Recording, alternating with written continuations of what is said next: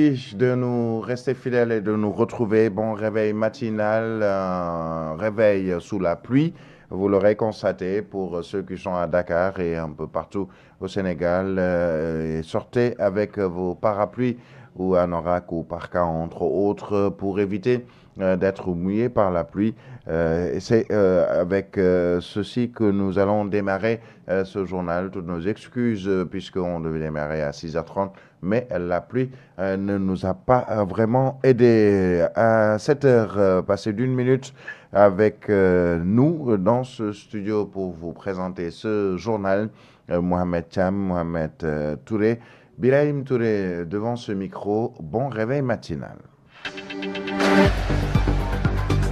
Avec l'affaire Farbangom, le député maire des Agnam était hier au pôle judiciaire financier. Il est poursuivi pour un présumé blanchiment d'argent d'un montant de 125 milliards de francs CFA, révélé par un rapport de la CENTIF. Ses avocats réclament sa relaxe et dénoncent une injustice flagrante. Selon d'autres informations publiées par plusieurs quotidiens de ce jour, la présidente de la Commission nationale des droits de l'homme, le professeur Amsatou Sow Sidibé, a saisi d'une lettre le pôle judiciaire financier pour elle aussi demander la libération provisoire de Farbangom ou à défaut de le placer sur surveillance à domicile pour lui permettre de bénéficier d'un suivi médical approprié. Et il s'agit là de raisons humanitaires. Dans le reste de l'actualité, nous reparlerons du réaménagement du gouvernement intervenu samedi dernier et des réponses à ces différentes questions. Il s'agit surtout de réponses à une exigence politique plutôt qu'économique. C'est en tout cas ce qu'estime un économiste, Ibrahim Sissoko. Il estime que les ministères clés qui portent le plan de redressement économique n'ont pas été inquiétés. Entre autres annonces officielles, il y a aussi la communication gouvernementale qui a suscité des perceptions contrastées. Certains saluent l'effort d'information et de pédagogie. D'autres estiment que les préoccupations quotidiennes de la population restent encore insuffisamment prises en compte. Nous parlons aussi de l'actualité hors de nos frontières avec la France tout d'abord. Puisque dans ce pays, le Premier ministre et son gouvernement sont tombés. L'Assemblée nationale n'a pas accordé sa confiance au gouvernement de François Bayrou. Ce dernier devrait se présenter et présenter sa lettre de démission au président Emmanuel Macron ce matin à 8h. Et ce dernier annonce, lui, Emmanuel Macron, la formation d'un nouveau gouvernement dans les tout prochains jours. Et ailleurs, en Côte d'Ivoire, c'est plutôt le Conseil constitutionnel qui annonce la liste des candidats pour la présidentielle du 25 octobre prochain. 5 candidatures sont retenues. Exit Tidiane Cham et Laurent Gbagbo. Nous le verrons dans ce journal. À suivre, la page des sports et la revue de la presse, ce sera avec Al-Amin Senghor. Bienvenue à toutes et à tous.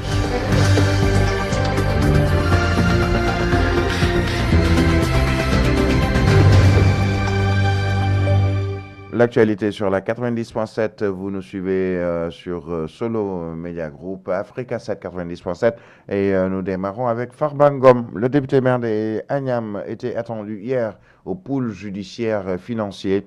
Il est poursuivi pour un présumé blanchiment d'argent pour un montant de 125 milliards de francs CFA, révélé par un rapport de la CENTIF. Ses avocats réclament sa relaxe et dénoncent une injustice flagrante. Hassan Samb, journaliste, analyste politique, estime que si le rapport d'expertise médicale est avéré, il y a eu un contre-rapport, il doit être libéré, et cela au moins pour des raisons humanitaires. Il est ici joint par Djibril Niane. Le cas Farba pose problème. Ça a suscité beaucoup de bruit parce que tout simplement, il a bénéficié d'abord d'une première expertise montrant l'incompatibilité de sa situation avec une situation carcérale. Ensuite, une contre-expertise a été ordonnée, celle-là également confirmant l'expertise. Donc, normalement, il devrait être libéré. C'est ça la procédure. Mais évidemment, tout dépend du juge également. C'est le juge qui a le pouvoir discrétionnaire, le juge d'instruction, de décider de sa liberté provisoire ou non. Ça aussi, c'est le droit, c'est la loi. Tant que le juge n'a pas pris la décision, ça va être fait. Même si la contre-expertise et l'expertise lui sont favorables, c'est au juge d'en décider. Cependant, je pense qu'il est mieux, en tout cas, qu'il soit libéré. C'est plus favorable, c'est mieux. Puisqu'il y a la possibilité de le mettre sous bracelet électronique et que sa situation sanitaire pose problème pour des raisons humanitaires. terre. C'est mieux de le libérer parce que le risque est grand si il mourait en trouver la mort de façon subite, comme les experts l'ont dit ou les avocats. Ce serait quand même pas bien le régime en place. Ce serait une sorte de martyr. Et bien entendu, il faudrait éviter ce genre de situation. Et puis, sachez que selon des informations publiées par plusieurs quotidiens de ce jour, la présidente de la Commission nationale des droits de l'homme, le professeur Amsatou Sidibé, a saisi d'une lettre le pôle judiciaire financier pour demander la libération provisoire de Farba Ngom conformément aux principes fondamentaux de respect des droits et de la dignité humaine, à défaut de le placer sous surveillance à domicile pour lui permettre au moins de bénéficier d'un suivi médical approprié et ainsi préserver sa vie. Dans le reste de l'actualité, les travailleurs de l'administration sont en grève et ils ont décrété une semaine de grève, 7 jours de port de brassard rouge pour réclamer le respect du pacte de stabilité sociale, mais aussi le paiement de l'indemnité de logement à quelques 16 000 agents encore non bénéficiaires. Je vous propose d'écouter Omar Dramé. Il est ici au micro de Fatou Abdouniaï. Le collectif interministériel des agents de l'administration sénégalaise entame son premier plan d'action ce lundi 8 septembre 2025. Il s'agit de la semaine rouge de l'administration. Les travailleurs des 25 ministères qui composent le collectif au niveau central comme au niveau déconcentré ont arboré des brassards rouges et les informations qui nous ont parvenues montrent que effectivement tout le monde a respecté le mot d'ordre qui est déclenché ce matin. C'est pour manifester notre mécontentement face au gouvernement qui refuse de procéder au paiement de l'indemnité de logement à 16 000 travailleurs qui n'en disposent pas. Et nous interpellons dans ce sens le président de la République, le Premier ministre, le ministre des Finances de procéder immédiatement au paiement de cette indemnité. Si cela n'est pas fait, à partir donc de la semaine prochaine, à la fin de cette semaine rouge, nous allons passer à la vitesse supérieure. Avant d'en arriver à cette situation, nous leur demandons de respecter leur engagement inscrit dans le pacte de stabilité sociale. Et puis, entre annonces officielles et réalités vécues, la communication du gouvernement, nous en parlons, une communication qui suscite des perceptions contrastées. Si certains saluent l'effort d'information et de pédagogie, d'autres estiment que les préoccupations quotidiennes de la population restent encore insuffisamment prises en compte. C'est ce que nous dit Mme Sorna Dramé. Aujourd'hui, ce que nous attendons de ce gouvernement, qu'ils nous disent en premier que le projet existe réellement, ils nous disent que concrètement, voici, c'est ça le projet. Que ce gouvernement nous dise la politique extérieure du Sénégal, c'est quoi? Parce qu'aujourd'hui, on est dans un monde mondialisé. Que ce gouvernement nous dise que quelle est la place de la jeunesse dans leur politique. Alors qu'aujourd'hui, beaucoup de jeunes sont licenciés dans leurs emplois. Ils devront nous dire cela réellement dans leur politique. Un gouvernement qui ne sait communiquer. À chacune de leurs communications, c'est des communications incendiaires, des communications frustrantes, des communications catastrophiques. Un gouvernement doit rassurer sa population de par ses déclarations, mais pas frustrer ses populations. En voyant ce gouvernement, que ce soit le précédent et ce nouveau, bon, on dit même qu'il y a eu remaniement, mais moi, je me dis qu'il n'y a pas remaniement. C'est juste un ajustement. Déjà, un ministre de la communication qui ne sait même pas parler le bon français, ça pose problème. Moi, je trouve que c'est une bonne communication. Certes, s'il y a aussi des choses à revoir, bon, parce qu'en communication aussi, c'est pas facile. Parce que ce régime-là a été mis sur place par rapport à un programme bien déterminé. Donc, s'il y a des aléas par rapport à ce qui se passe, ou bien par rapport à la gestion, bon, malgré que, même s'il y a de bonnes choses qui ont été déjà faites, même si ça ne marche pas aussi, même si aussi il y a des incohérences ou bien des choses à parfaire, la communication est vraiment primordiale. Un micro-trottoir réalisé par Mme Sorna Dramé ouvre le soulagement pour les acteurs culturels avec le nouveau gouvernement mis en place le week-end dernier. La culture est détachée de son portefeuille et rattachée à l'artisanat, une cohérence rétablie selon certains acteurs du milieu culturel qui s'en réjouissent, mais ils espèrent aussi beaucoup de Amadouba, le nouveau ministre en charge justement de la culture, du tourisme et de l'artisanat. C'est le cas de Jules Gueye, musicien, trompettiste, professeur de musique. Il est membre de SYNAPROX, le syndicat national des artistes et professionnels de la culture du Sénégal. Ses propos sont recueillis par Birama Karmara. Concernant la nomination d'un nouveau ministre de la Culture, on ne peut que s'en féliciter parce que c'est important le fait aussi de détacher le ministère du Sport au ministère de la Culture. Et comme que ce nouveau ministre, c'est un intellectuel, c'est un juriste, je pense qu'il fera le maximum pour bosser vraiment le dynamisme de la culture de ce pays parce que c'est un secteur qui est vraiment à la traite. Insister sur la formation et donner les moyens aussi au conservatoire. Et sans cela aussi voir l'état et la situation des artistes de ce pays. Les artistes sont dans des situations extrêmement difficiles. Donc c'est un point crucial. Revoir aussi la gestion de la société de ces artistes qui est la SODAV. Une société qui est décriée par la majeure partie des artistes parce qu'ils ne s'y retrouvent pas. Nous demandons que vraiment cette société soit auditée et que vraiment les artistes s'y retrouvent, que ce soit une maison en verre.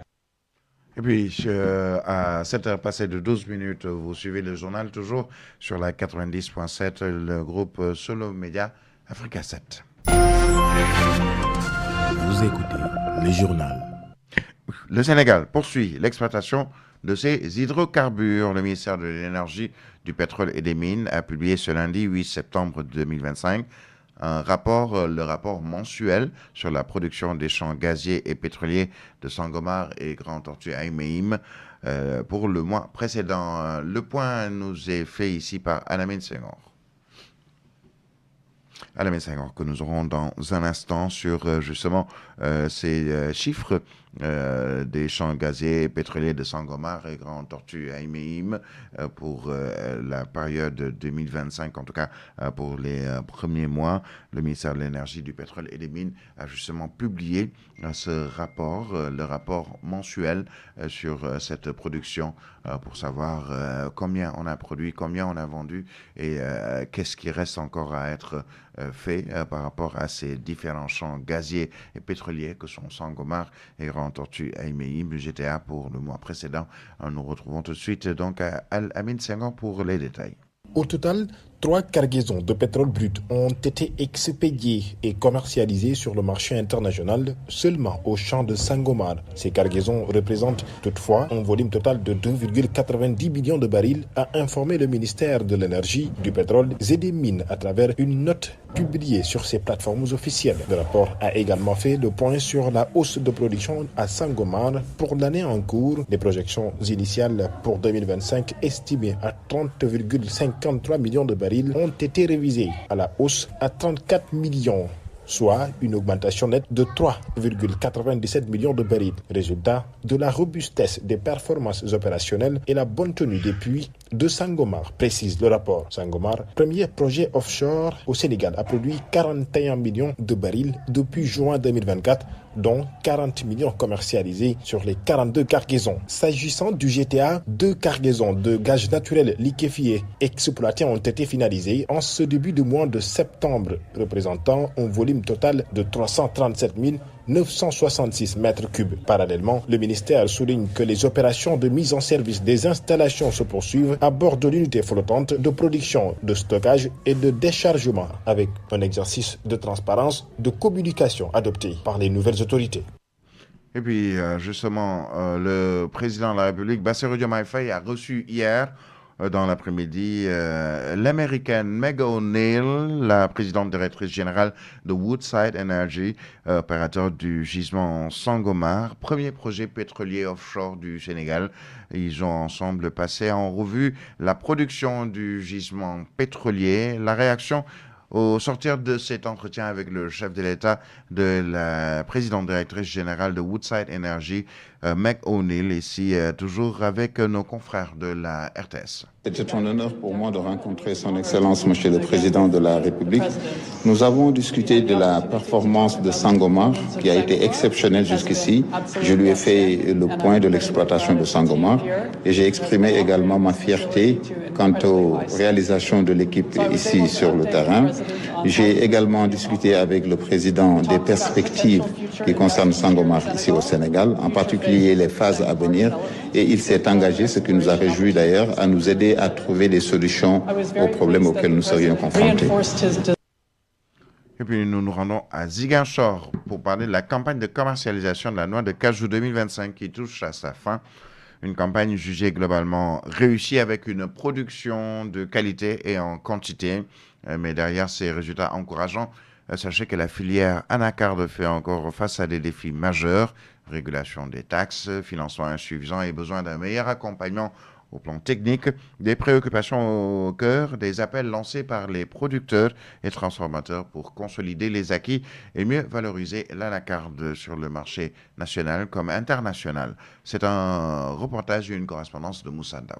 Dans la capitale du Sud, la campagne de commercialisation de la noix de cajou 2025 touche à sa fin. Une campagne marquée par des réussites notables. Production de qualité, quantité suffisante et magasins presque vides. Preuve du dynamisme des producteurs, nous dit Demba Diémé, le président du cadre régional de concertation de la filière anacarde. Alhamdulillah, on a fait une très bonne campagne. Le niveau de la campagne est mitigé. En ce qui concerne la production, nous en avons une bonne production, nous avons une bonne qualité. On a eu quelques difficultés au niveau de la commercialisation liées au retard sur des financements, mais aussi lié à un manque de régulation au niveau de la commercialisation. Je veux noter à un moment donné, il y avait une spoliation entre les acteurs de la filière anacarde et la douane qui voulait à un moment donné augmenter le dédouanement au niveau de la tonne de l'anacarde. Mais alhamdulillah, finalement on a discuté, on a trouvé quelque chose. C'était le point noir de la campagne de cette année. Mais sinon, à la commercialisation ça va, la production, nous avons une bonne production, le prix était favorable. Pour ce dernier, l'essentiel de la production a été écoulé. Seul un petit stock reste destiné à l'exportation. La noix de cajou, au niveau des producteurs, tout a été vendu. D'ailleurs, il y a jusqu'à présent des gens qui en cherchent. Moi, je viens d'un magasin, je suis en train de tester pour exporter. C'est-à-dire,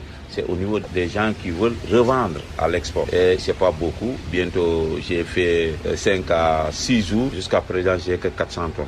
Donc en réalité, les magasins sont vides. Voilà. Mais derrière ces bons résultats, des défis persistent. L'absence de régulation claire des taxes, le manque d'accompagnement financier et technique freinent encore le potentiel de la filière. On voudrait que l'État mette en place ce qu'on appelle d'abord une réglementation claire pour éviter les problèmes au niveau de la taxation. Parce que chaque année, il y a de nouvelles taxations. Chaque année, tous les acteurs qui tournent autour de l'anacarde, chacun veut soustraire 1 franc sur l'anacarde. Je veux dire de l'argent. Si la douane veut prendre la gendarmerie, la police, les eaux et forêts et tout ce qui s'ensuit, ça devient une cacophonie. C'est pourquoi on demande à l'État du Sénégal de pouvoir réglementariser un seul taxe pour l'anacarde fait à l'export, c'est mieux que tout. Donc si une fois cela est réglé, on pourra aussi envisager comment accompagner la filière en termes de financement, en termes d'accompagnement technique et en termes de subvention par rapport aux transformateurs. Au niveau des producteurs aussi, les aider pour avoir les premiers financements qui vont les servir à financer la pré-campagne. Les acteurs appellent donc à une meilleure organisation et à un soutien renforcé. Objectif, faire de l'anacarde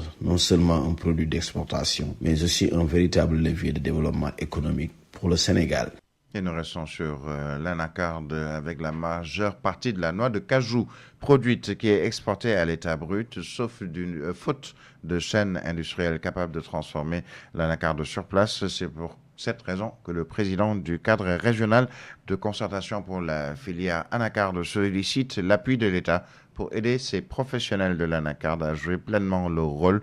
Demba Diémé, ses propos sont recueillis par Moussa Ndao. L'autre couac, c'est au niveau de la transformation. Nous avons vu vraiment que les transformateurs ont été vraiment out par rapport à cette campagne. Cela est dû à un certain nombre d'éléments auxquels vraiment est confronté les transformateurs. Je veux dire le manque de financement en réalité, manque d'accompagnement. Il y a ce qu'on appelle le manque de soutien. Parce que la transformation, c'est une des activités les plus chères de la filière. Parce qu'il faut une bonne industrie, il faut avoir des moyens pour pouvoir supporter les charges, surtout l'électricité, le coût de la main-d'œuvre. Donc c'est énorme. Et que le prix aussi au kilo est très élevé par rapport au prix à l'export. Donc du coup, le transformateur qui est là au Sénégal, installé au Sénégal, a des difficultés pour pouvoir acheter à ces prix, transformer, revendre pour avoir un certain nombre de bénéfices. Je veux dire que le niveau de la transformation par rapport au marché international est très bas. Donc du coup, au Sénégal, les transformateurs ne sont pas très compétitifs par rapport au marché international. Donc du coup, c'est voilà les éléments qui ont fait que la transformation devient une activité très compliquée Mais on est en train de discuter pour voir comment relancer cette transformation en mettant en place un certain nombre de mécanismes, non seulement de subventions, d'accompagnement de l'État du Sénégal, et voir à quel niveau qu'il faut aider les transformateurs pour qu'ils puissent acheter le maximum de matières premières afin qu'ils puissent vraiment être dans le marché de la transformation. Actualité internationale.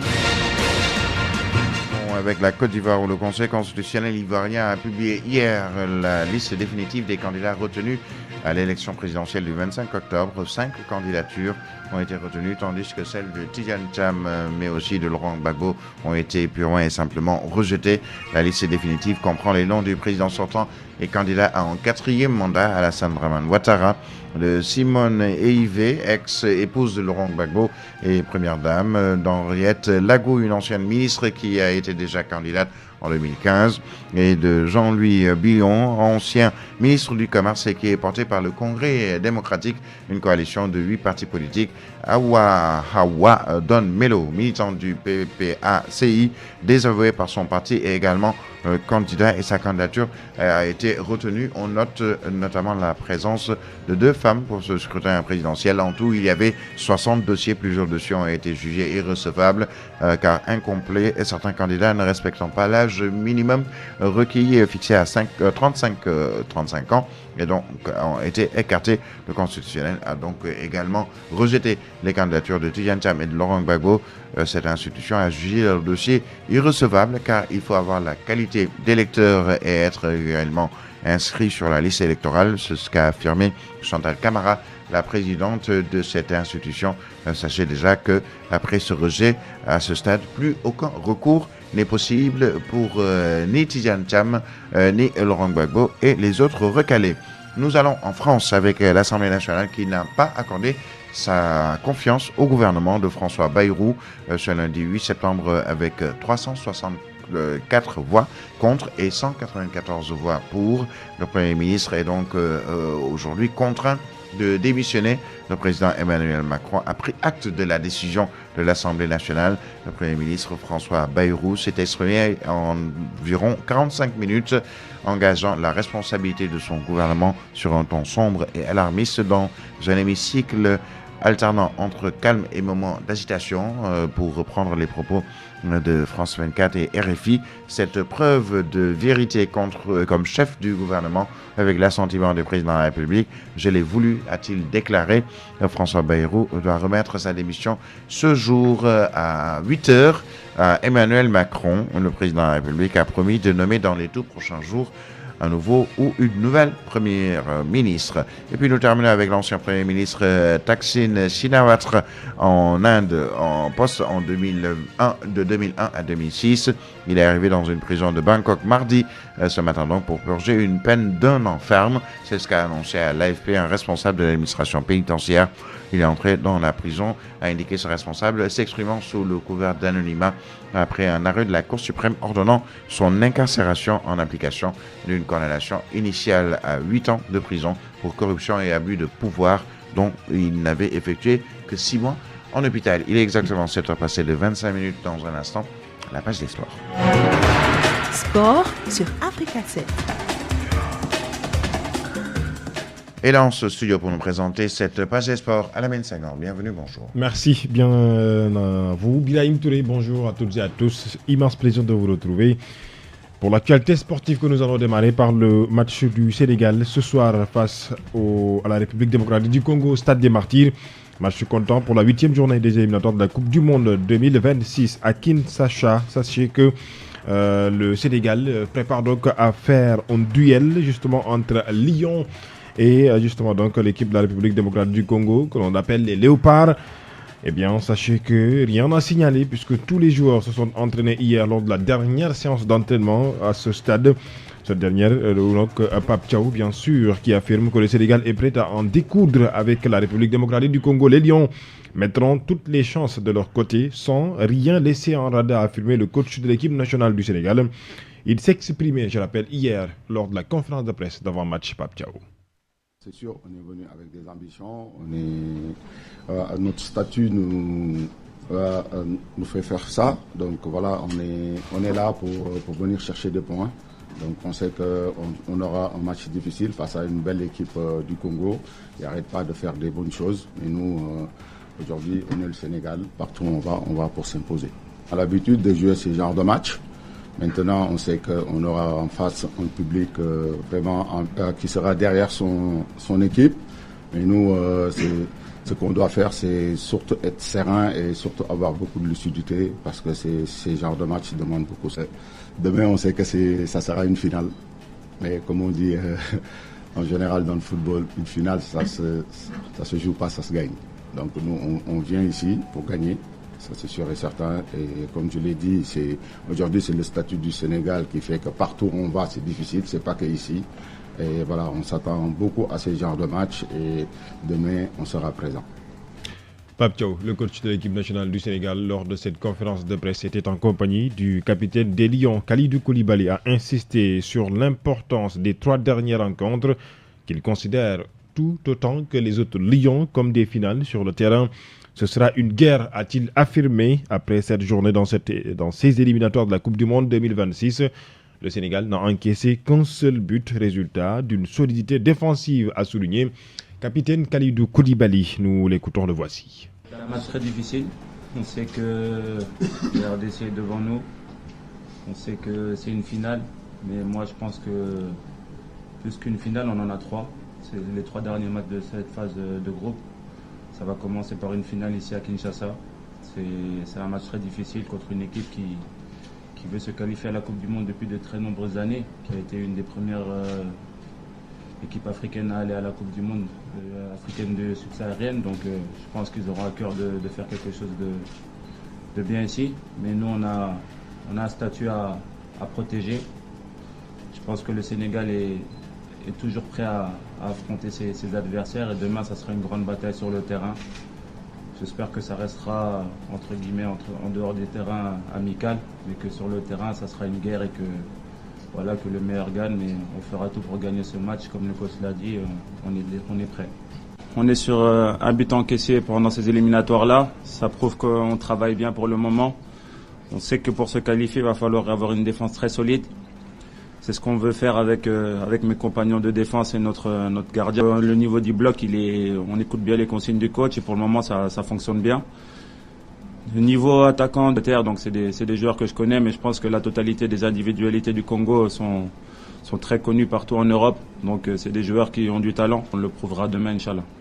Voilà, ce sera donc ce soir Sénégal, République démocratique du Congo. Mais sachez que le coach du Congo, la République démocratique, bien sûr, aussi a fait face à la presse hier. Eh bien, Sébastien Dessarbe lui-même a aussi lancé les hostilités de ce match.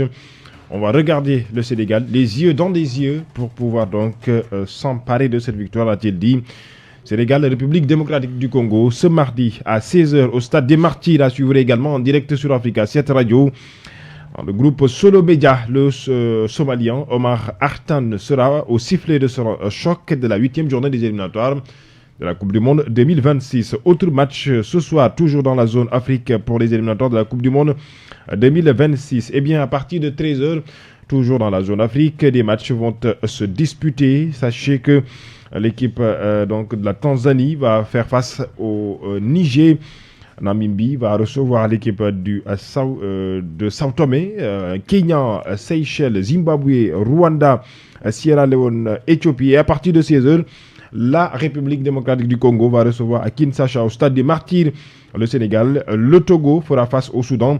L'Afrique du Sud donc va défier Nigeria, Burkina Faso, Égypte, Cap-Vert, Cameroun. Et à partir de 19h, d'autres matchs vont se jouer. La Gambie va recevoir donc le Burundi. Le Gabon fera face à la Côte d'Ivoire, Angola, Maurice, Bénin, Lesotho, Mauritanie, Soudan du Sud. Je rappelle qu'hier donc dans la zone Afrique, la Tunisie a décroché la qualification de cette Coupe du Monde 2026 après justement donc la première nation à se qualifier qui est le Maroc.